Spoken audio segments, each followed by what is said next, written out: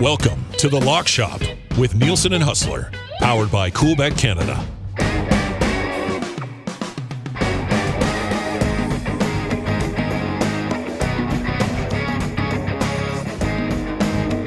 Happy Friday, everyone, and welcome to another episode of The Lock Shop. Dusty and Huss back with you once again. As always, The Lock Shop is presented to you by our partners at Coolbet. If you have not yet signed up for an account at Coolbet, just go to coolbet.com and use the code LOCKSHOP, all one word, when you do sign up. We got some NHL to get to, some NBA to get to. Huss, what's up? I love that hat. You know, I'm not a paid guy myself, but I do love that hat. Every time you wear it, I like that hat. I had to wear it today. I've got my Gold Eyes jersey on today. Nice. Although we have new unis. Red and white is the only Canadian team in the American Association.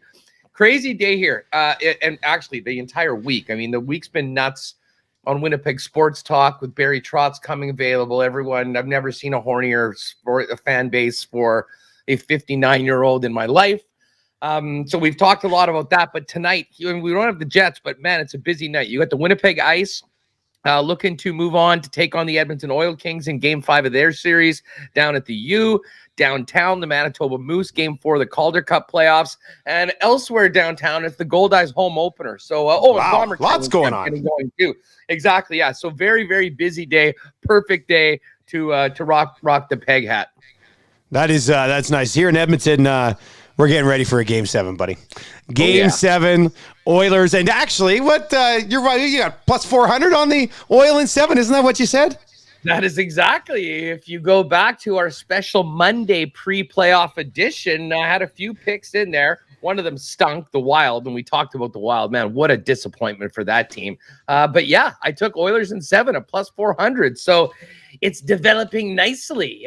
They'll be a favorite. I can tell you right now, just looking at the I don't see a number yet for it. I guess they're waiting to I don't know. I don't think anything's up just yet. Probably waiting on Draisaitl, right? Absolutely. I would certainly imagine that. I mean, I think he's going to play no matter what. It's just a matter of how much of Draisaitl they get.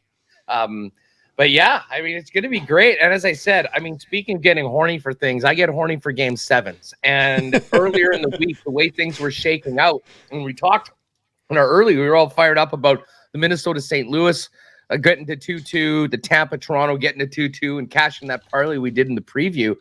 But I mean, I think that we could get at least one more Game 7 out of these games tonight, and potentially 2, with both the Capitals and Dallas Stars playing at home. But I'm telling you what, no matter what, tomorrow, 3 Game 7s back to back, starting in the afternoon with the Bruins and Canes, then Leafs Lightning, and then we finish it up with the main event in your neck of the woods, the Oilers and Kings. It is going to be a great day to either just get horizontal for 12 hours and watch hockey, or saddle up to your favorite sports bar and put in a serious shift. That's a big time shift tomorrow, no doubt about that. All right, before we get to NHL playoffs and NBA playoffs, we got a couple games tonight that we're betting on in the NBA as well.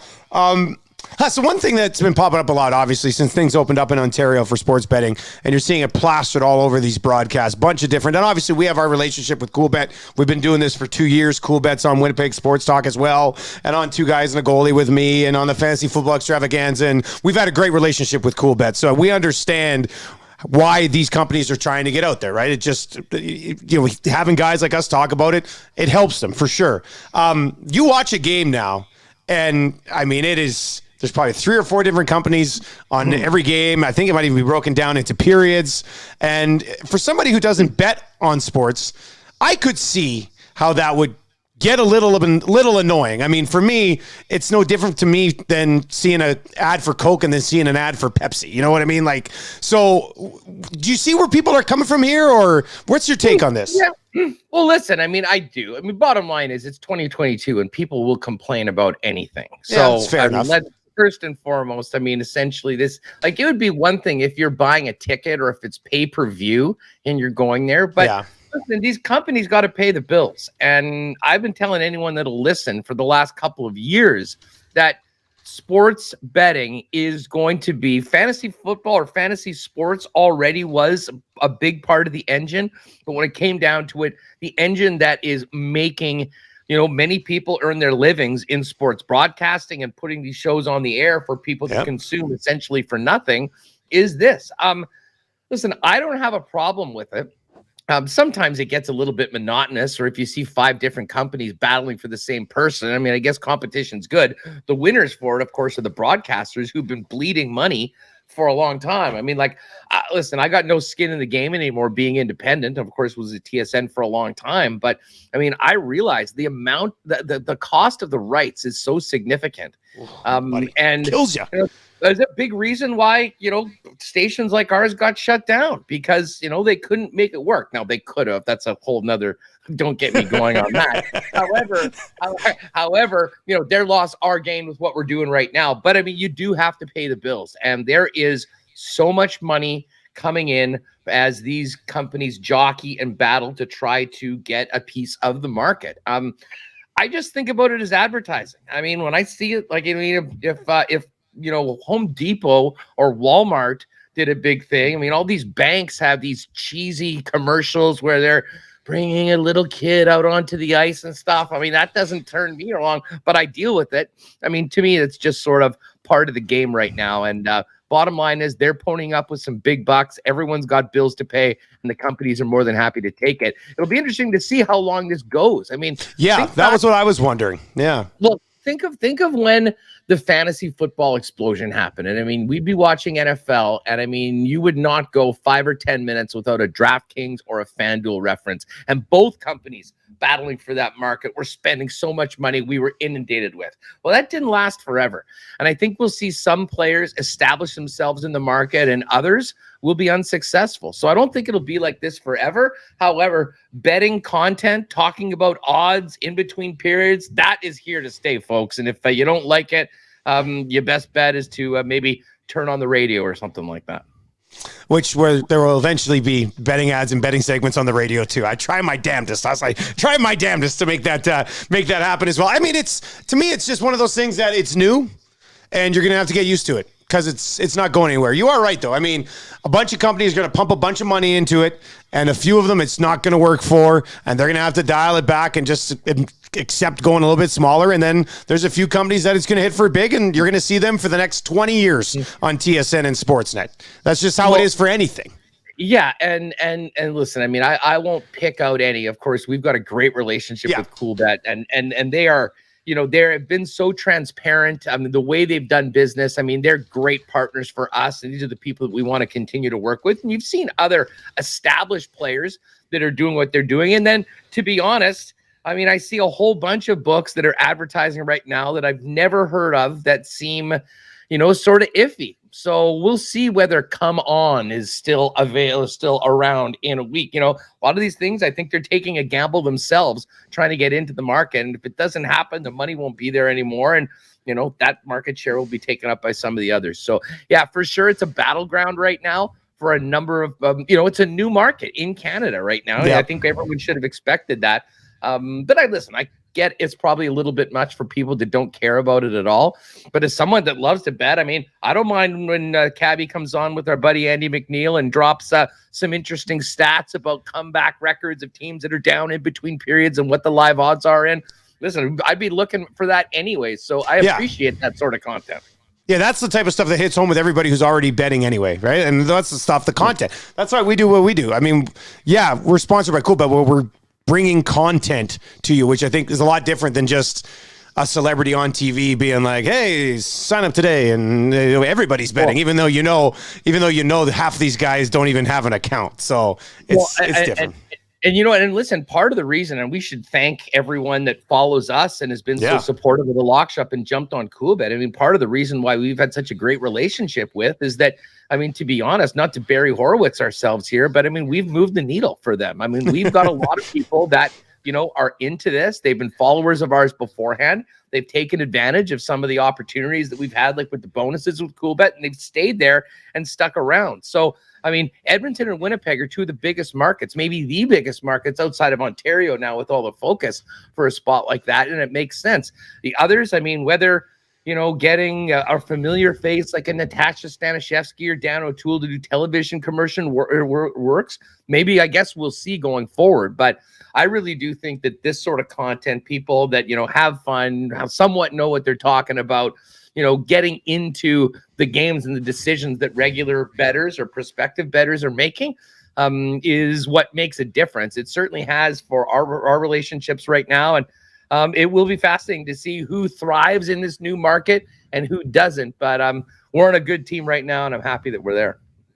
And let's get right into the National Hockey League today. And if you ever want to talk about any of that type of stuff, you can slide into our DMs at Nielsen TSN 1260 Hustler. We both love that side of the business, and I'd love to have conversations about it. So if you have any questions and stuff like that, feel free to reach out. All right, NHL. What are you laughing at, Huss? I just saw your tweet. You used my "I get horny for Game 7." You're amazing. I don't even That's see a you hook. typing. That's I a don't hook. even see you typing and putting those up during the thing. Buddy, I'm producing.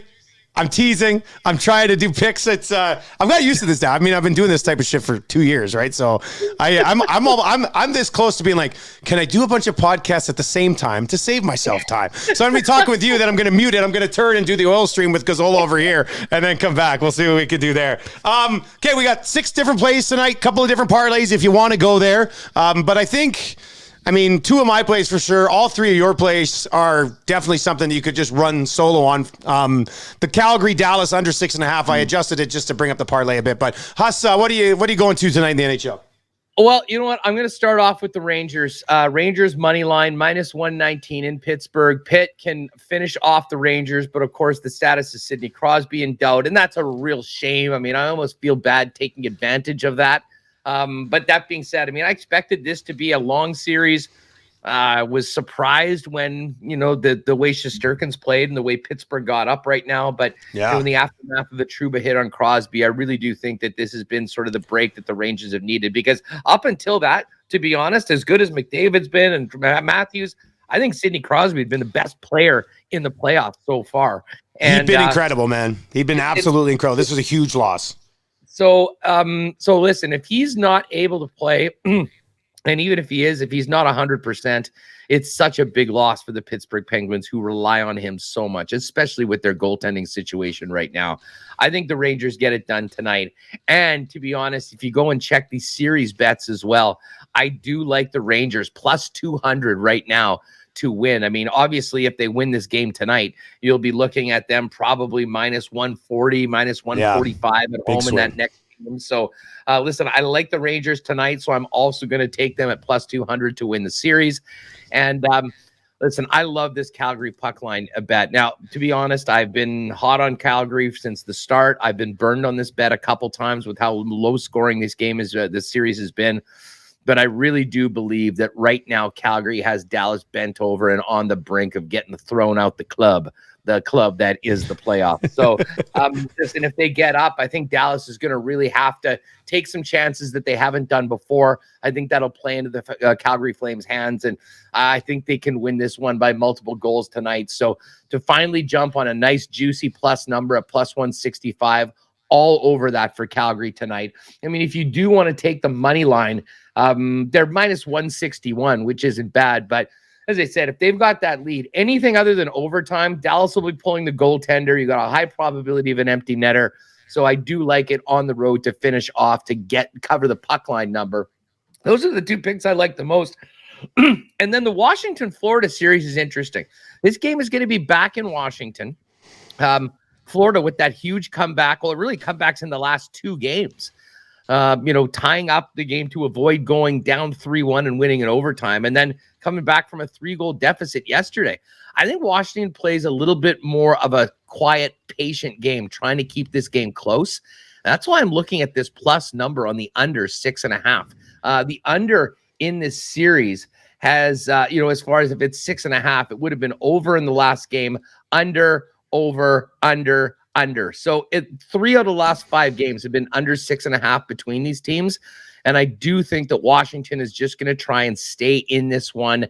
And it'll be all about defense. So I'm going to jump on that as well. And if you do want to put those 3 picks together, pretty juicy, huge number.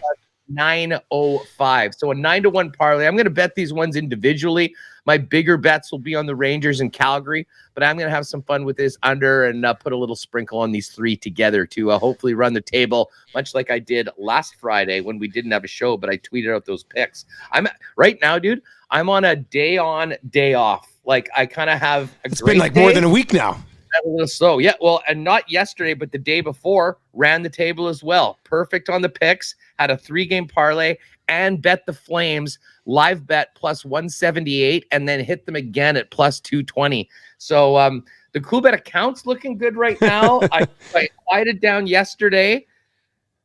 And hopefully we're going to hit another homer tonight. So a little bit more aggressive with the parlay tonight, but really like those 3 picks in the National Hockey League. Well, when you saw your picks in, the one number that really jumped out to me was the plus 905 in the parlay. And then I was like, whoa, what's he doing tonight? And then I looked at the picks and, I mean, you make a really good case for all of them. I'm going to be on the Rangers. I'm going to take them in regulation to get this done in plus 133 without Sidney Crosby and get some more significant value on it there. But the Calgary-Dallas one, that's a really nice number of plus 165 for the Flames to win by 2 or more tonight. I'm going to get them into my game as well. I adjusted it. The total set at 5 for this game right now. So I moved it all the way up to 6.5 and just threw it in a parlay at minus 222. So I'll be kicking myself in the ass if there's 7 goals in this game tonight and it ruins this parlay. So I feel pretty safe with Calgary and Dallas under 6.5 in a game where so much is on the line. So that number's minus 222. I've got the Rangers, as Huss kind of laid out nice there with the Sidney Crosby injury and where the Rangers are at right now at plus 133. I think it's a pretty clever play too, because you're right, that line's going to move a ton in the series if the Rangers do win tonight. And then I'm going to go with Florida to finish this thing off in just with the money line minus 159. The Panthers, I know they've been playing with fire so far in this series, Huss, and I feel like they realize that here at some point and take care of business like 4-1-ish tonight against the Washington Capitals, which would hit your under 6.5, which would be great for the lock shop as well. But I mean, if you look at what's happened here the last couple of games, Washington was 3 minutes away from going up 3-1 in this series. Florida ties it. Boom. Verhaeghe wins it in overtime. And then last game was 3-0. And then Verhaeghe actually had 4 points and 4 consecutive goals, and Florida ends up winning. So did he have 5? Did he finish with 5 points in that game? Yeah. Oh man, I only saw he had 4. I didn't even see the 5th one. Hopefully you had him in your DraftKings lineup a couple nights ago. What a performance. So, my parlay pays plus 451. So about half of what Huss is bringing to the table, but I really like both of these. And if Calgary can comfortably win 3-1 or 4-2, or even 2-0 with the way that series has gone, we're sitting pretty tonight in the NHL. Anything else on the NHL, Huss, or is that pretty much it for NHL? Well, the other one is, by the way, if you do want to just parlay the Calgary puck line with the Rangers money line, it comes out to plus 388. I mean, that one, when you're still putting a plus 65 in it, you can get a pretty juicy number. So I'll say that's there. I mean, I guess the one other thing, we don't have a line for the Oilers Kings in Game 7. Do you want to wager a guess? Well, I mean, I guess that assuming that it will be, like, assuming Draisaitl's in and the rosters are, I think we're probably looking at kind of minus 150 Edmonton, kind of plus 130 for the Kings, something in and around it. But let's talk quickly about this Lightning Leafs series and Lightning Leafs Game 7. We do have a number for that. Tampa is even money. We're plus 101, and the Leafs are minus 118. And this is funny because I bet the Lightning to win this series beforehand. And I've always loved being kind of a Leaf hater. You know, we hear so much about them, they never do anything. I got to admit, I have just found myself cheering for the Leafs right now. And that was a heartbreaking way to lose last night. You know what? I think this is, listen, Austin Matthews is unreal. Like, they've showed me a lot in this series. I mean, with what they've done so far. And this is the ultimate test tomorrow to see how they bounce back. But I actually think they get it done tomorrow night. I think I'm going to be on the minus 118 for the Leafs. And tell you what, if I lose, it'll be hilarious. It'll be more content and material for all of us to go with the Leafs fans. But I'll say this, to go toe-to-toe with Tampa the way they have throughout this 6 games, I mean, that's a hell of a tough draw that they pulled out right away. It'll be incredibly disappointing. And listen, it was hilarious to see that picture of the Maple Leaf Square after the overtime winner. I mean, that was the definition of sorrow and sadness. And it's going to go one way or the other. It's going to go one way or the other on Saturday night. I can't wait to see it. But I do have a feeling, I think, much like Connor McDavid stepped up last night with that goal early for the Edmonton Oilers and set the tone, I'm looking for a big, big game from 34 and Austin Matthews. And I think the Leafs can get it done. You think Tampa's taking it, going to break the hearts? I can't think, and I can't cheer, and I can't do anything but say Tampa in this one, man. It's not even growing up a Habs fan. I can't I can't do it. So I am impressed with what Toronto's done so far. I thought when they fell behind 2-0 in Game 5, I thought Game 5 was going to go exactly like I said it was going to go on the lock shop on Tuesday, Huss. I was just like, remember I said Tampa needs this one. Tampa's going to go get it. They're up 2-0. I was like, yeah, that's what and Toronto fought back. That was pretty impressive effort in Game 5. So Game 7 is going to be a doozy. I still think Andre Vasilevsky gets it done in Game 7, even though there's been a lot of goals scored in that series so far. Hey, we said there's no Oilers lineup yet at Coolbet, but I snooped around a little bit and just see if what was kicking around elsewhere out there.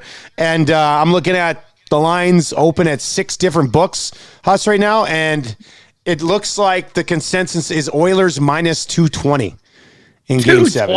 220 in Game 7. Well, you're looking at the Kings about plus 180 here.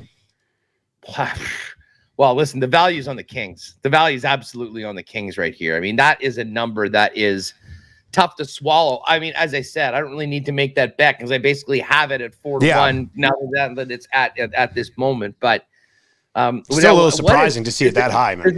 What's Kings plus 1.5? Because I think this actually, here, let me see. I got the spread for you right here at these different about minus 140-ish, in that minus 140 to minus 150 range, plus 1.5. Well, listen, I think that might be the play. I think that might be the play if you're looking for a single game. I mean, Oilers win a tight one, still get paid out. No way. There's no way I think the Kings get blown out of this game. I mean, much like last night, the Oilers are going to have to, show up at the beginning of the game and play a real solid 60 minutes and finish the job.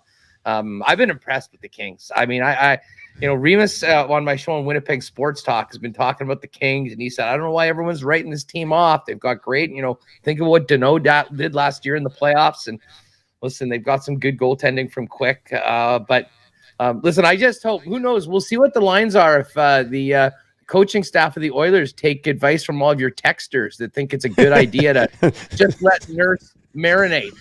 They did well without your number one defenseman and keep them on the bench. Then nothing like the takes of AM radio at playoff time. I wish so much that every text came in with a picture of the person who sent it in, so I can see some of the people that send in some of these wild takes on the Nielsen show. It's every morning. It leaves me just sitting there shaking my head, man. It's great. I love it. I wouldn't change it for the world, but my goodness, some of those people are nuts. All right, let's slide over to the NBA. 2 games tonight that we're betting. We're both on the Warriors, so let's start there, Huss. It looks like you had them at 8.5 last night. That line's moved to 7.5 this morning, which is where I'm going to get it at minus 118. So we're both on the Warriors. What's your main reason behind it? That's a bounce back after getting spanked, right? Is that not what this is? Yeah, exactly.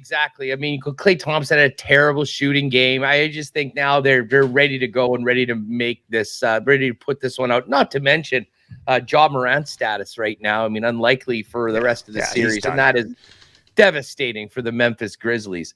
It's actually minus 7.5 and minus 114 right now. So even a better number than we had last night. I know it was minus 8.5. It's still minus 109. But yeah, listen, I mean, I think the Warriors right now are honestly sort of the class of the West. Although my boy Luka Doncic has, that's going to be a tough out in that final game. I know I didn't get it in that last time, but I'll be staring that plus 207 in the face with the other game. But as far as starting it off with the Warriors, I just think that, without Morant, they just simply don't have the firepower. And as long as the Warriors even have an average shooting day for them, I think they'll win comfortably. And again, in potential elimination games, once you get to that point, often the other team just sort of shuts it down and accepts their fate. And that's sort of what I expect happening in that game. I'm on Jason Tatum over 29.5 points in that Bucks Celtics game. And I know it looks like, you're going to be on the Bucks here too. Tatum in his last 2 games. I mean, if you look at Tatum's game log, and then this is, the Celtics got to have it. He's by far their best player. They got some other good players as well. But his last 2 games, started the series 21 points, 29 points, 10 points. And then the last 2 games, he's gone off for 30 and 34. He's played the entire 42 minutes in both of those games, which is 42 of the minutes in both of those games. But this last game, in which they lost, he had 34 points, and he shot 18.2% from beyond the arc 18.2%. I think he was 2 for 11 from deep. And in the game before that, I think he was 3 for 10. So he hasn't been shooting the ball great from deep, but he's still putting up 30 and 34 points. So I would expect Tatum to be better from downtown than he has been the last couple of games. And the ball is going to be in his hand all the time, especially since it wasn't at the end of the last game. So I love Tatum over 29.5 points here at minus 115 tonight. Well, they're going to need that if they want to be in this game. I mean, that choke job by the Celtics at home is going to haunt them all off season if they don't get through this series. And frankly, I don't think they're going to. In some ways, this sort of reminds me of the Jets-St. Louis series back in 2019, where very tight through the first 4 games, a big comeback win that broke the hearts of the Jets in Game 5. They went into Game 6, and the series was essentially already over. It wouldn't surprise me if the Bucks run away with this game. Giannis Antetokounmpo is the best player on the planet. He knows that they stole one. This is their opportunity to win at home because it'll be very difficult to go back to Boston if they lose tonight and get it in Game 7. I think he plays the role of executioner tonight and really takes over, shows everyone why he won it all last year and why many people think they can do it again this season. To me, this is a bet on Giannis. It's minus 120 on the money line right now, and you can certainly do that. But at minus 105 to win by 2, listen, I think the Bucks get it done, not necessarily comfortably, but we're not talking about a huge number to cover. So I will ride with the Greek Freak and the folks in Milwaukee. All right, Huss, that's going to do it for the NBA and the NHL tonight. What do you got coming up on Winnipeg Sports Talk, buddy? Well, I maybe one of our biggest shows ever. It's actually episode 300 today, a little anniversary. Hard to believe, but listen, everything's going great. But with all that excitement, we got the play-by-play voice of the Manitoba Moose, Dan Fink, joining us. We've got the Winnipeg Goldeyes general manager, Andrew Collier, teeing up the home opener and the season. We've got Brian Munns from the Winnipeg Ice teeing up Game 5 tonight. We've got Ed Tate teeing up Winnipeg Blue Bomber training camp. And we'll step into the strange world that is Weeb's world. Ken Weeb with this Friday afternoon hit with us. We'll chop it up, talk a little NHL playoffs, get the latest on the Jets off season, Barry Trotz watch, all of that. So, going to be a very, very packed show. And then, of course, it's Friday. We'll finish it off with a big marble race. And the marble race. We'll bet tonight as well. Tune in. Last 15 minutes, Dusty. You can get in on it, too. I slipped in. I slid in. I can't remember if I was watching live or I was on YouTube and I went back and watched one of the marble races. And I had no idea what was going on, buddy. Like, I'm watching it. I'm seeing you and Remus kind of go back and forth. And it was kind of a dark one. It was like around a haunted house or some shit. I don't know what it was. Oh, yeah. But I'm watching it. I'm like, what am I watching here? It's just all these little things moving. I couldn't wrap my hand around it, buddy. I don't understand the marble race, but maybe I'll have to tune in today and follow along. Well, for folks that are wondering what we're talking about, usually the last 15 minutes on Friday's show, which will be around 2:45 Central. Everyone that's with us live in the YouTube chat, if you want to be in, you just put in ! marbles. We collect all the names. Everyone gets their own marble, and the marbles on stream. It's amazing physics-based app. So, I mean, we've been having well over 150 marbles usually per race. Everyone gets theirs. They can see their name. And whoever gets first, we usually give them a hoodie. We've got some Canadian Club and ginger to pop by to some fans. We've got some great prizes. So it has become a very, very popular way to end the week on Winnipeg Sports Talk. So it should be a good one today. But we certainly no shortage of topics to talk about with everything going on in pretty much every sport right now. It's so fun. And I'll tell you what, I'm going to go to the hockey game tonight, hopefully see if the Moose can extend that series to 5. But tomorrow, consider me booked for back-to-back Game 7 action in the National Hockey League. And hopefully, depending on what happens tonight, we'll have a little bit more on Sunday. And next week, we will have a Monday episode of The Lock Shop because I'm going to be in Toronto doing some CFL stuff on Tuesday. So watch for an episode. We'll be set. Actually, it worked out probably pretty well. We'll be able to get ready for all the numbers to be out for Series 2. So, all right, round 2. That should be perfect. Huss, you have a great weekend, buddy. Enjoy that marble race, and we'll talk to you on Monday, man. Right back at you, dude.